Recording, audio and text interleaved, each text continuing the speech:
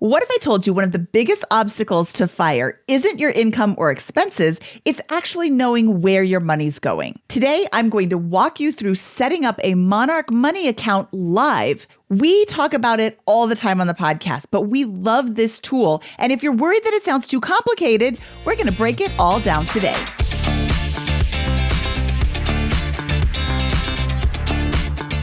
Hello, and welcome to the BiggerPockets Money podcast. My name is Mindy Jensen, and with me, as always, is my tracking where his money is going co-host, Scott Trench. Thanks, Mindy. Always great to be on top of the latest trends with you here at BiggerPockets Money. All right, you said it, Mindy. We really love this tool. This is what I use to personally track and manage my finances, track my net worth, track my spending, and build the basic outline of a budget. Actually, use another tool to adhere to my budget, which we'll talk about another time. But Monarch is the beating heart of how I track my personal finances. And I think it sounds annoying to have another thing to use potentially, but Monarch Money really is this command center for your finances. It takes a lot of guesswork out of the process for you. I will also say that we have been trying for years to get Monarch to sponsor BiggerPockets Money. We are working towards a future where we have a handful of really close-knit sponsors, and you guessed it, we finally have got a partnership with Monarch.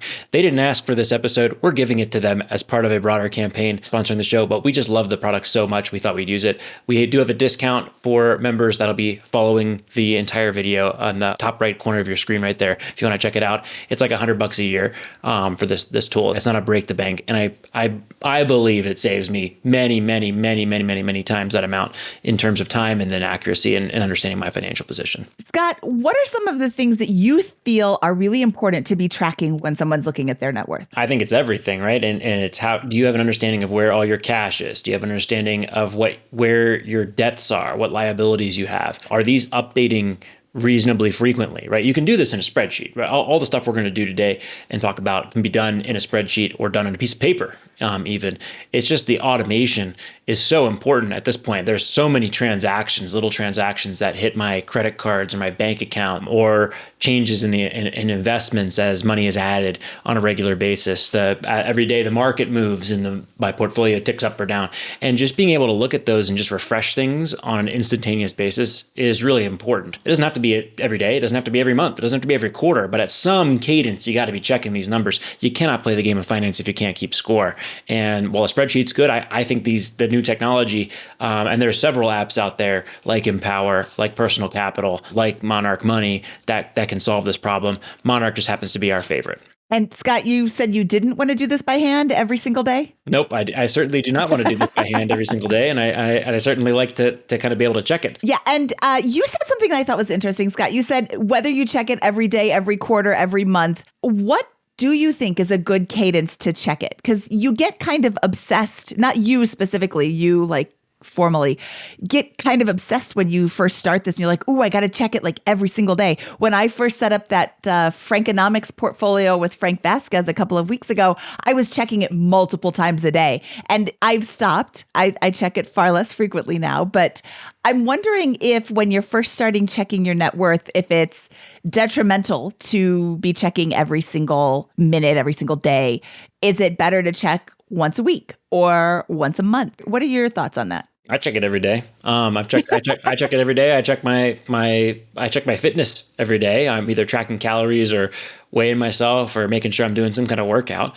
I try to track the things that are important to me, like my marriage and how I'm spending time with my kids. So I'm a tracker in a lot of ways. I see no problem in tracking it every day. Now, every once in a while, I will find myself tracking something on a regular basis and just kind of looking at I'm not taking any action to improve this. So there's no surprise when nothing changes or it gets worse on there. So I think it's really unhealthy to check something without a plan in place, without something that could be moving hey, I have a hypothesis. If I do this, this number will move up and to the right or improve in some way. If there's no activity that could possibly be leading to the change, then just relentless checking it, I think, is very unhealthy. But I think that checking the numbers on a frequent basis is absolutely vital. Can you imagine running a business without checking the numbers every week?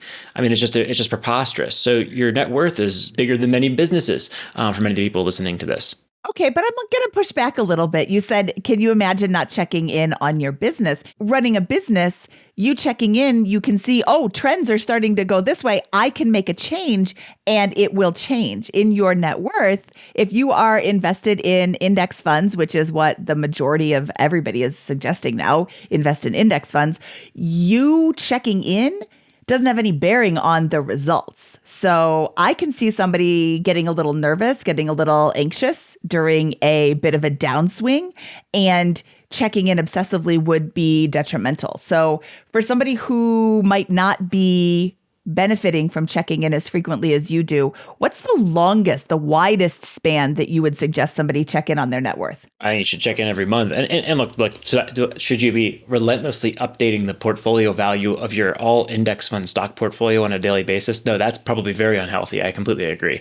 But should you be checking in on what your spending looks like month to date? If you check in that every day, again, like if you're spending 30 minutes doing this, that's totally unreasonable. But if you're just swiping the app to refresh and saying, oh, my goal was $7,000 in spending this month, and it's halfway through the month, and I'm at 4,000. Like that's not unhealthy. That's helpful. That allows you to change behavior and course correct for the rest of the month.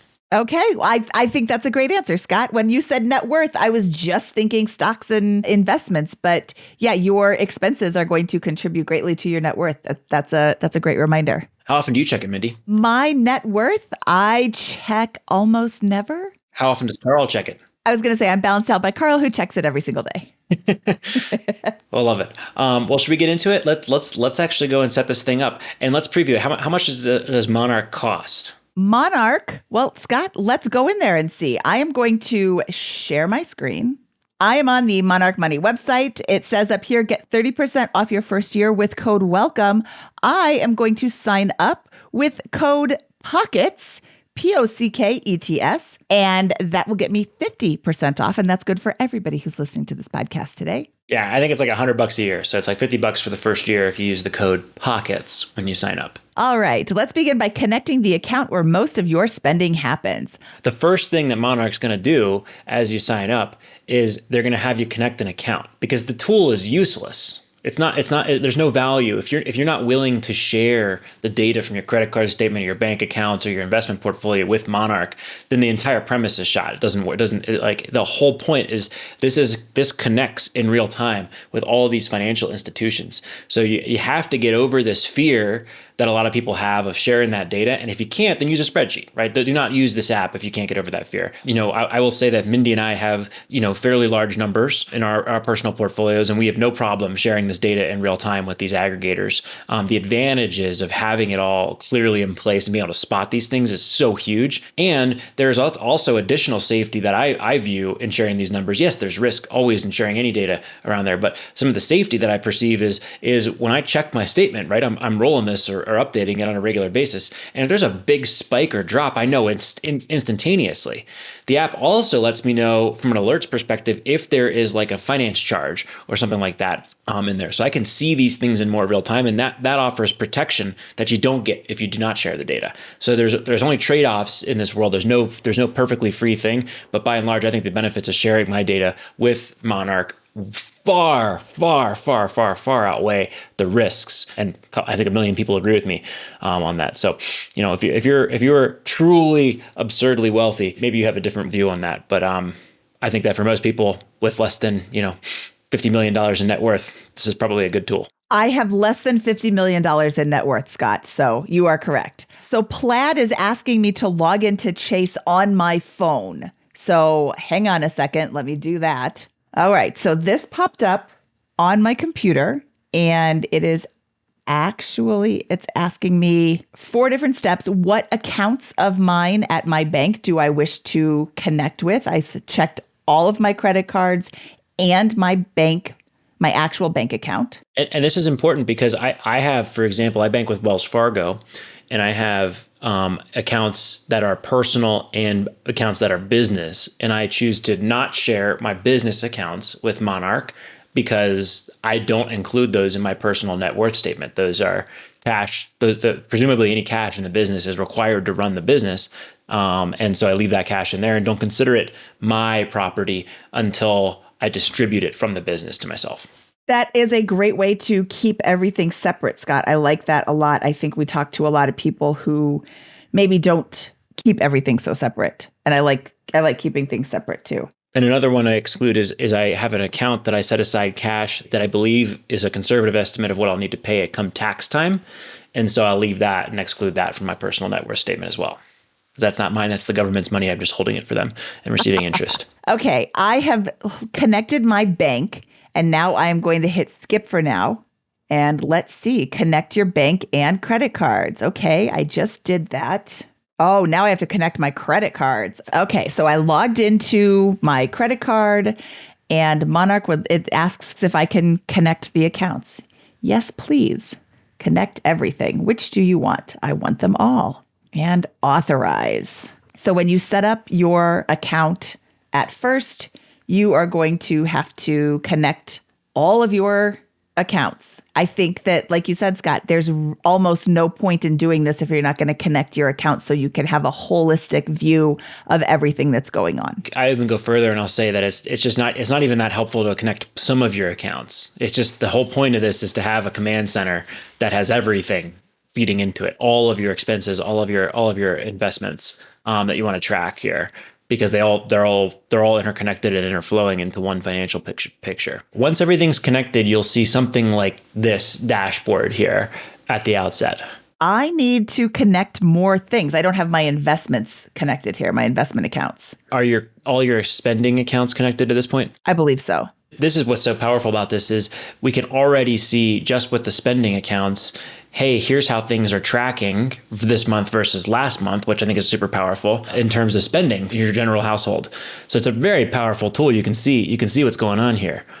Mindy's like, I spend so much money. And yet, Mindy, when we show your net worth, it's like, this is such a small percentage of your net worth. It's such a responsible level of spending for someone in your position here. And you're going to be like, oh, I spend so much on there. I'll tell you this, I spend more than that right now in my life. Click on the cash flow tab, because I think this is one of the things that's super awesome about this is, yeah, you can see this cash flow and it says, we haven't hooked up your income yet to the story, but you can see from a spending perspective, the AI is pretty good. Scroll down the page a little bit. You can see it automatically tagged a bunch of these categories for expenses, so you don't have to. Let's go see how accurate they were. Let's click on the shopping tab, because it's not perfect. The AI is not perfect. You will have to change some things. But this says, hey, there's some Amazon orders. Guitarver some. What is that? Carl bought some guitar parts. So that's shopping. Yeah. So that's an accurate. Glad I have Amazon stock in my portfolio. I think a lot of people's position might look like this, right? And so you can, like, sometimes, if we order groceries or whatever, it'll still show from Amazon. If we order from Whole Foods for delivery every once in a while, but so you can go and tag any one of these items here, but it'll auto populate them. Let's go to another category and see how the AI did. Let's go back to medical. Let's see what we've got. Oh, yeah. Well, that's pretty accurate. Anthem is my health insurance premiums, and Cloud Medical is my concierge medical service. Entertainment and recreation. Let's see what they see. The Carnival, yes. Recreation.gov, $2. Well, okay. I'm glad they got that one right. That government's a real party. Red Rocks, Tick Picks. We bought tickets to something I can't remember. The Beach Boys. We just went and saw the Beach Boys. Spotify. So this all looks good. Restaurants and bars. That's a restaurant. Those are all restaurants. Payrix. Is that a restaurant? Oh, Sweet Cow. Yep, that's the ice cream place in our town. Yep, that's all restaurants and bars. You can see how if you were to swipe this on a regular basis every day, and then you go up to the top, you log into the app, and this is also a great phone app, by the way. But if you go to the very top of this page here and you go back to cash flow, you can see, hey, if that spikes up, or better yet, even on the dashboard, you go to the dashboard real quick and you're like, oh, I had a huge leap here from day 22 to 24. I should probably take a look at that. Did I spend something big there? Do I know what that was? What was going on with that? Then we know we've got a problem. That's the value of swiping this thing on a regular basis. Just taking a quick look. It literally takes less than 10 seconds once you swipe it, or maybe 60 seconds if we're being realistic about loading and all that kind of stuff. That's the power of looking at the thing every day, not obsessing over your stock market balance. And then you can say, oh, I'm surprised by this expense, or I'm not. Or I really don't like that number, like Mindy's response there. That's kind of how I feel some months. How did I spend $3,000 in one day? That's why this tool is so powerful. And you can see Mindy didn't have to tag all her expenses and categorize them and tabulate them. It did it for her. And if you think those are reasonable outputs, that's the power of the increasing AI. Now, it's not perfect, and I do have to go back over the course of the year and look at all the different categories and look through my transactions. And every once in a while, I'll mischaracterize a transaction. This gets especially confusing if and when there are business transfers for investments, or when I'm paying for like legal or tax planning advice or whatever. There seems to be a challenge with those.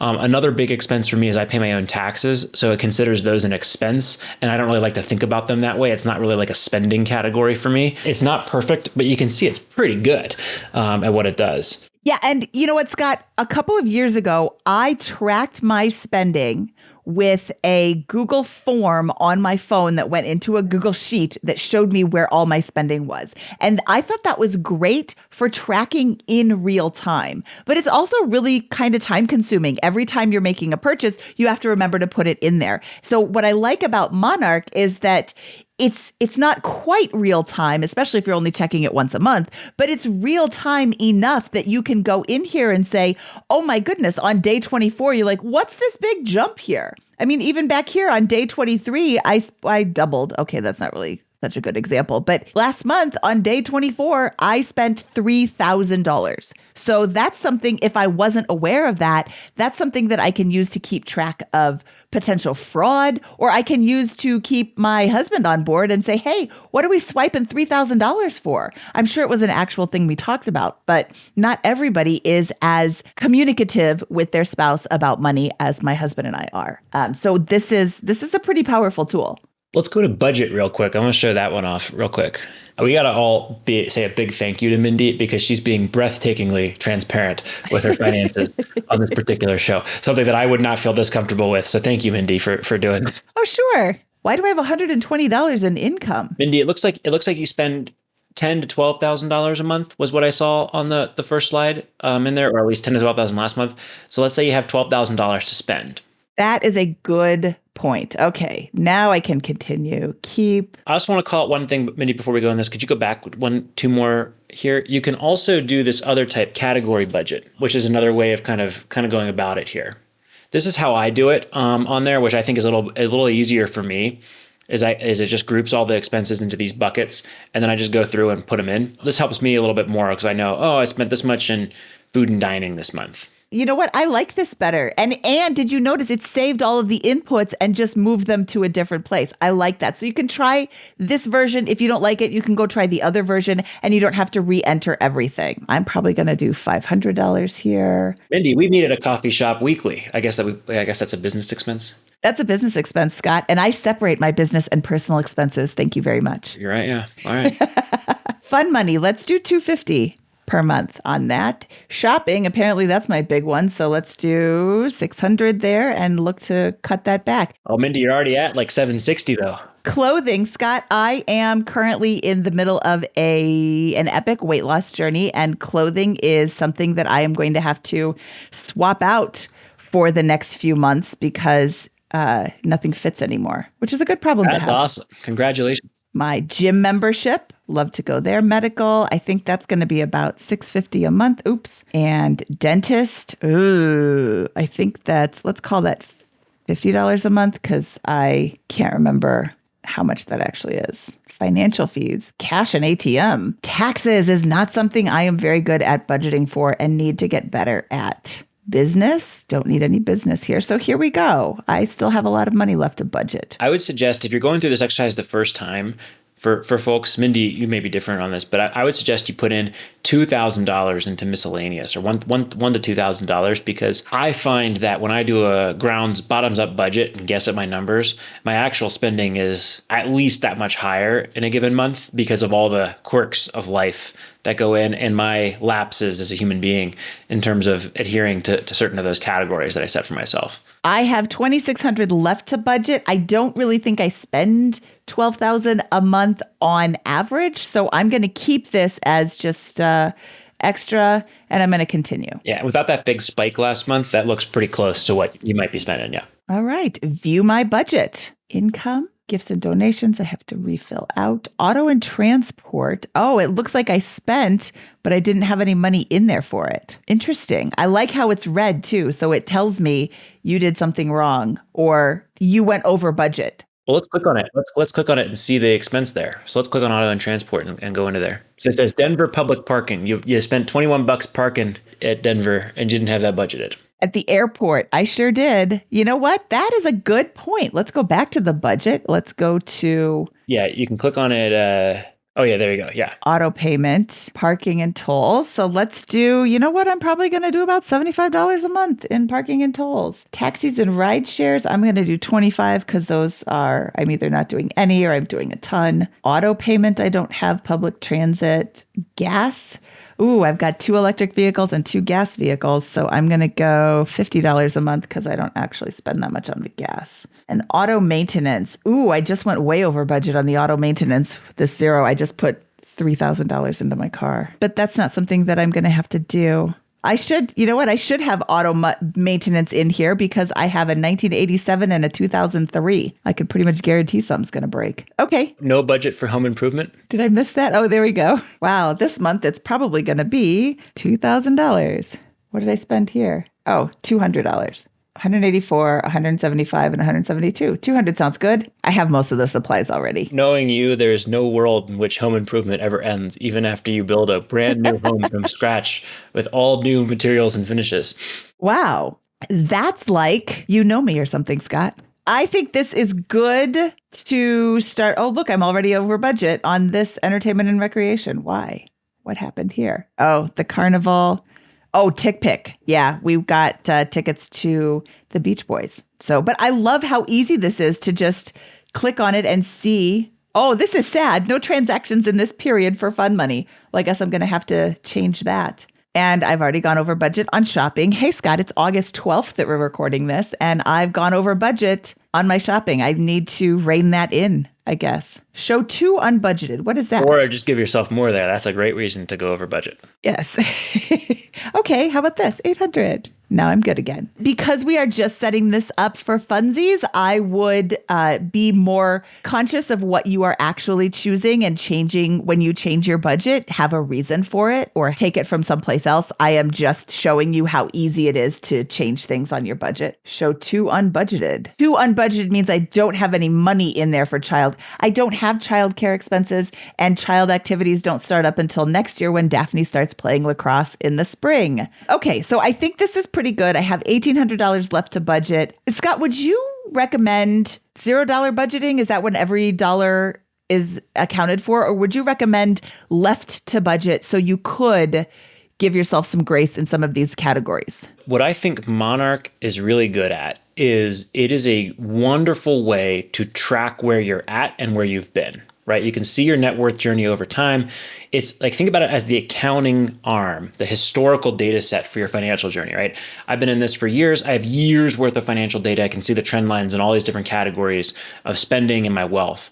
What I don't think it helps me do personally is I don't comply with my budget because of Monarch the same way. I know where my spending is and I can course correct, but I use a different tool called Cube Money to force myself to stay inside of my budget. That actually funds certain accounts in there, and that is what allows me to really stay on track with my spending. This is more of like an accounting item here. So it has some ability to say, here's some reports or goals or investments or whatever, but if I really wanna like project out what is a retirement calculator, I'll use a different calculator. And then I just use this as like, here's where all my money is, boom, boom, boom, boom, and here's what's invested in. So I can use that as the input source for it. It makes keeping a tabulation on everything very simple, but it's not the tool I use to project the future or to force myself to stay inside these boxes for my budget. Now that's interesting. So I like to try and stay within my budget categories. I'm going to want to know why I've got $4 here. I'm going to want to check that out. Pets. Oh, I was going to say I don't have a pet, but my daughter, look at this. This is so great. My daughter has a lizard. And it's not a dog or a cat walking all over the place. It sits in its little box. And I forgot that I buy it crickets. Every other week I buy $2 worth of crickets. So I'm going to put $10 in here just in case he has a big eating day. I'm not going to change this one. I do want to have the red here. But I love how they keep giving me more things that I forgot I spent money on. That's the thing. When you're just swiping a card, it kind of doesn't register as much as, oh, look at this. I went through and now I have one red category. It is very powerful just doing that, and will help some people for that. But just me personally, I find this is not the tool that actually helps me comply with my spending, but for some people, it may be plenty. The second really important, powerful component of Monarch is giving you a up-to-date, near current picture of your net worth. And so for that, we're going to have to insert a bunch of investment accounts. That includes every 401k, every Roth IRA, if those are in different holdings, any other after-tax brokerage accounts, and then there will be manual accounts. So for me, as a real estate investor, I do have to input my properties in there, and we'll show that in a second. This is a pretty good, well, this is a terrible snapshot of my investment holdings because it says I have zero. And I have a little bit more than that. So I'm going to attach my accounts, which should give a fairly good idea of what's going on. I do have a couple of private equity investments that I will have to figure out how to display here. But I am going to go into accounts and add an account. I'm going to go to connect investments and loans. I am going to connect my Fidelity account. Everybody knows I have Fidelity accounts because I just made one out with my friend, Frank. Okay, you're being taken to Fidelity. By the way, you may want to, if you have a pop-up blocker enabled on your browser, that may prevent you from being able to do this on the desktop version. And by the way, I recommend that if you're going to use Monarch, that you set it up on your computer. You can do it on your phone, but I think it's better to set it up on the computer dashboard, and then you can download the app and review it and update it on your phone after that. And this is something you'll want to have some time set aside and mentally prepare for the frustration of logging in and remembering all the passwords, getting all those, doing the two-factor authentication for all these old investment accounts you probably haven't checked in a while. If, for example, you have an old employer 401k or whatever, or brokerage account from, years back. Okay, and here is my Frankonomics portfolio. Earlier this morning, it was up to 10,124 and some change, and now it's gone down a little bit. Okay, Scott, let's look at how my investments are going. Oh, look at that! I'm doing better. I'm doing that better than the S&P 500. Didn't Warren Buffett have a bet going with somebody that he would beat the S&P 500 over like 10 years? Hey, Warren, call me. I'll make that same bet with you. Let's see, year to date. Well, maybe I should rescind that offer to Warren. Look at this. When the S&P is down, I'm really down. And year to date, oh, yikes. Okay, well then. It's impossible for me to tell this in many cases because the real estate is not valued on a regular basis super accurately. But it's a really cool tool here. Go click on dashboard now. I'm going to show you. This is the home base that's super powerful. For a lot of this. And you can change these blocks to be where you want to go. So there's a block down the page called net worth. This is not very helpful to you right now because it's a dot on the page, but it becomes a chart the longer that you have this. And so that actually goes to the top of my page. It's one of the first things I look at when I pull up my dashboard. You can actually just move that right there to the top.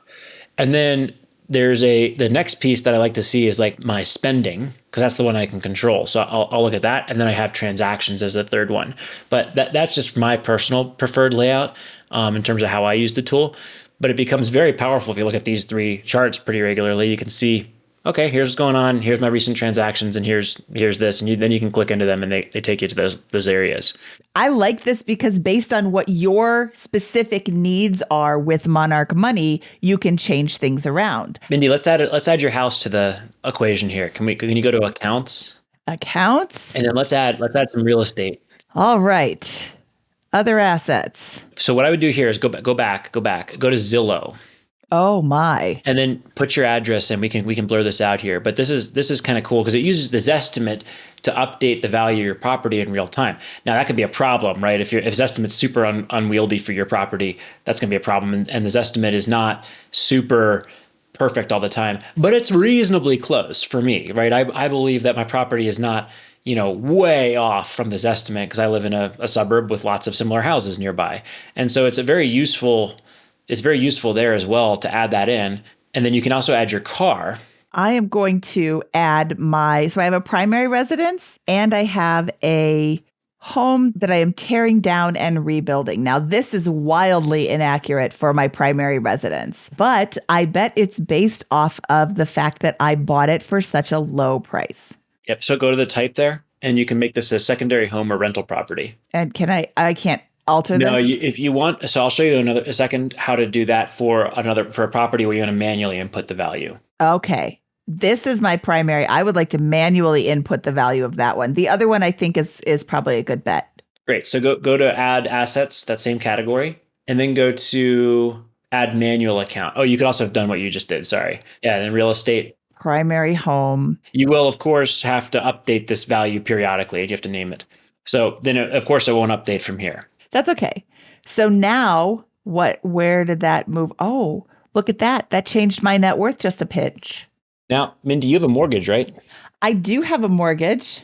Oh, you're going to make me add that. Is that an account? That'll be an account. You want to add an account, and then you'll want to connect investments and loans. So I ballparked it because I can't connect my account to get the exact amount in there, but I ballparked a $300,000 mortgage. And that now changes my net worth a little bit because it takes that $300,000 off of my entire net worth because it's now a liability that I didn't have entered in there before. So this is only going to be as accurate as you entering all of your accounts. So if you've got a credit card, put it in there. You've got a bank account, put it in there. If you've got investment accounts, put them all in there and make sure that all of your accounts are connected to get the holistic look at your entire financial position. Okay, we're getting a little closer. I know that there are some accounts that I am missing here. How does Carl check your net worth every day? He uses Empower. Okay, so if you already have something set up and you're trying to switch over to Monarch, you could just go there as well and look up all your accounts. But I'm still fiddling with this thing, and I've been using it for years just to get little things right. Like today, I updated my car because I realized one wasn't using the VIN. So it's a process to do that.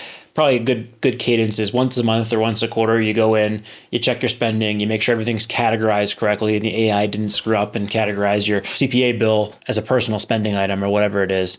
And then you can kind of course correct on your spending behavior, course correct on your investment approach, your financial plan, or fiddle with investment accounts. Make sure that they're not updated. I just looked at mine and it looks like my HSA hasn't been linked in like 2 months. So for the last update, so I have to go out and update that today. So there's definitely maintenance required for keeping these accounts active. Yes. And I think the last piece of the puzzle is we're in the middle of an ill-timed transfer. So the Robinhood should bump up and capture almost the entirety of the rest of our net worth once that goes through. This is going to consume the rest of my day, Scott. I think you can get pretty far. If you want to just look at your spending and you hook up your bank accounts and your credit cards, you should be able to do that in less than an hour and begin fiddling with useful inputs.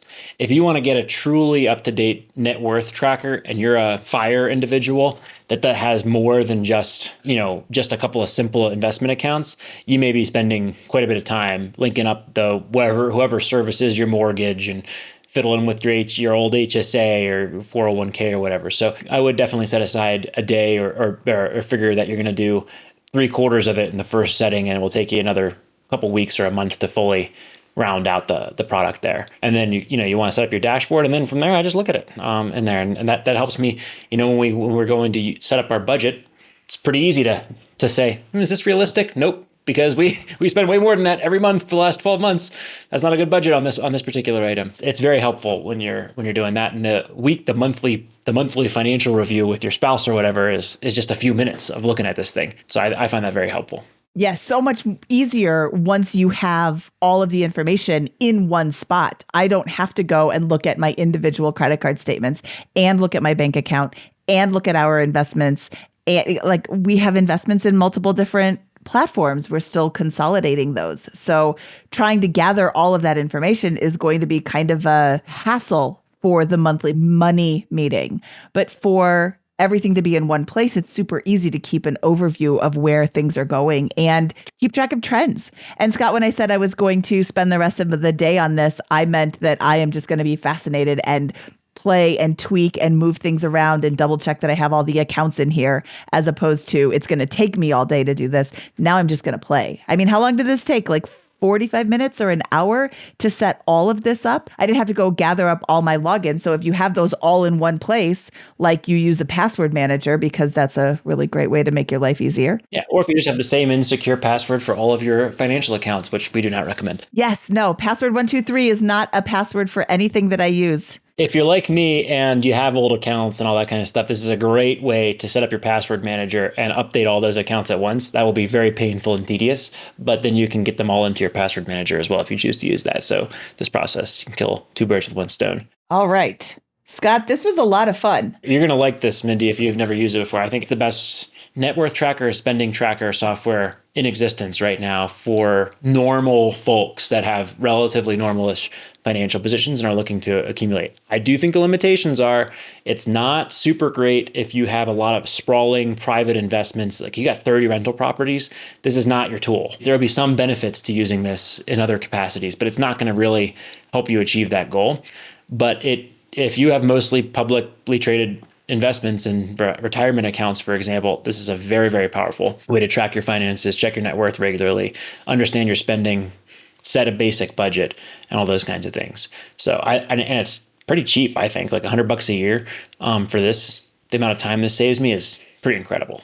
Yeah, this is going to be really a fantastic tool. I can't wait to obsess over this. Well, cool. Well, it was fun to set this up with you today, Mindy. Thanks for giving us a glimpse into your finances in so much detail here. Glimpse is not the right word. An in-depth breakdown of your finances, mostly complete. And what was this, like 35, 45 minutes? It is fairly easy to set up. You have all of your logins anyway, so you just enter them as you go. I believe I will remember more things as I'm sitting here looking at this. Oh yeah, I forgot about this credit card, this one-off random card, or I forgot about this one investment that isn't in any of these other places. But I think it's a great way to get a snapshot of your finances. And as I get used to coming in and looking at this dashboard, it's going to be really easy to like, oh, doing great today, or ooh, this month is really not looking good spend-wise. I can't wait to see all the money that I'm spending on this house to build. And I want to keep track of that in my holistic financial overview. So that's why I created that new category. I would love to hear from our viewers. Do you like Monarch Money? What specific parts of it do you love? And what tabs along the side am I missing that I need to go back and dive into a little bit more? You can email Mindy at BiggerPocketsMoney.com. You can email Scott at BiggerPocketsMoney.com. We'd love to hear from you. Absolutely. And as a reminder, Monarch is finally, after all these years, sponsoring the BiggerPockets Money podcast. We have a regular advertising arrangement with them. They did not ask us to do this video. We wanted to do this video for two reasons. One, we love Monarch. We're super excited to have them as a sponsor, but also we want to blow them away by helping more people discover them. So if you do want to use Monarch, please use the code POCKETS when you sign up. You'll get 50% off instead of the 30% off that you would get without a specific code for that first year. It's $50 for your first year. It's a powerful tool. Let them know that you found it with BiggerPockets Money. That helps us and allows us to keep making all this content for free because we make money when folks watch our content or listen to our content and view or potentially act on the ads. So we hope this was helpful. We are super proud and excited to be sponsored by Monarch Money. Thank you, Monarch. And again, we would love to hear from you. So don't hesitate to reach out to Scott or I. All right, Scott, should we get out of here? Let's do it. That wraps up this episode of the BiggerPockets Money podcast. He is Scott Trench. I am Mindy Jensen saying toodaloo boo.